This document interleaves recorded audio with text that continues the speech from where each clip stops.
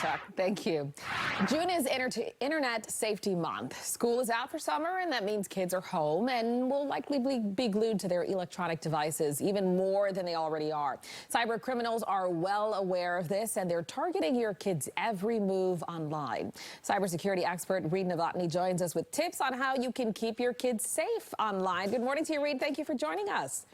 Hey, good morning. Thanks for having me. I got to say, these tips are great. And while it's perfect for kids, I think adults could also learn a couple things from these tips. So the first one, no such thing as a free app. What do you mean by that? You're exactly right. So there is no such thing as a free app. Most of the time you can see up front that there's advertising coming back your way, advertising for your kids or advertising toward you.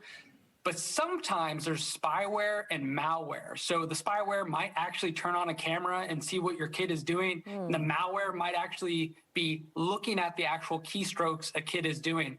So when you get something for free, you actually are paying for it in some way or another. And I actually suggest paying $1 or $2 if you want one of those free or low-cost games. Yeah, that's so important because typically you see parents telling their kids, you know, don't buy anything. And so they get all of these free apps, but there's a price to pay. You're just paying it in a different way.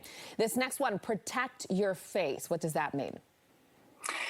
Yeah, so a lot of online accounts are actually protected by biometrics, less about actually typing in a password. So when you see that and it says, what do you look like if you were transformed with your best friend or transformed with your dog, or what do you look like in 30 years? They're actually just taking a picture of your face. And then they might try to either impersonate you online, which is never good, or they might actually try to use it as a biometric to get into one of your accounts that it uses your face as a password. So is the rule across the board for this one never to participate in something like this, or just be wary of the app that you're using? So if you can avoid looking for some entertainment that says, what do I look like in 30 years? I would just suggest not doing it. There's nothing that comes out of it that's very good. Better safe than sorry. Chain letters, we're familiar with that, but they're a little different now than back in the old days. How so? They are definitely different. So 130 years ago, they actually started chain letters.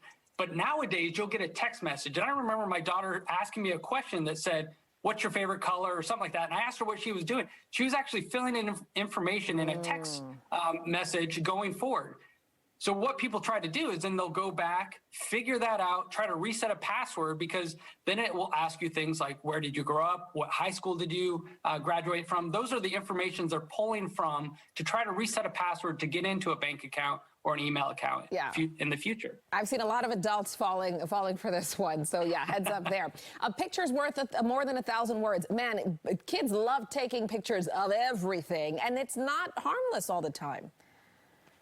You're exactly right. So my daughter takes pictures of the grass, and we know not to post something that is like our street address on the side of the house. But guess what? When you take a picture of that grass, the geographic information is actually located within the picture information. It's in the background unless you turn it off.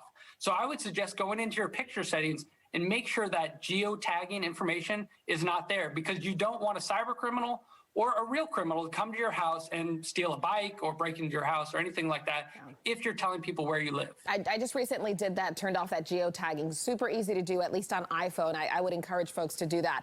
This last one seems a bit extreme, but understandable. Trust no one. How does that work online? So during all these apps, or when your kids are playing with these apps, they'll interact with people online, and that's great. It's good to have that interaction. But anyone can impersonate anyone online. So my suggestion to you, if they actually do meet someone and they say they live in the next town or the next street over, do a Zoom call or a FaceTime call. That's very hard to fake. So you might be there with your son or daughter, and you could actually meet this person before you might go to the pool or go outside. Hopefully kids are spending time outside. So hopefully you can meet these people and then actually make a friend through online, but trust no one at the beginning. Reid, I got to let you go because we're running out of time, but generally speaking, with all of these tips, would you suggest parents just go ahead and do this, or actually have a sit-down conversation, age appropriate, with your child about why you're following these tips or rules?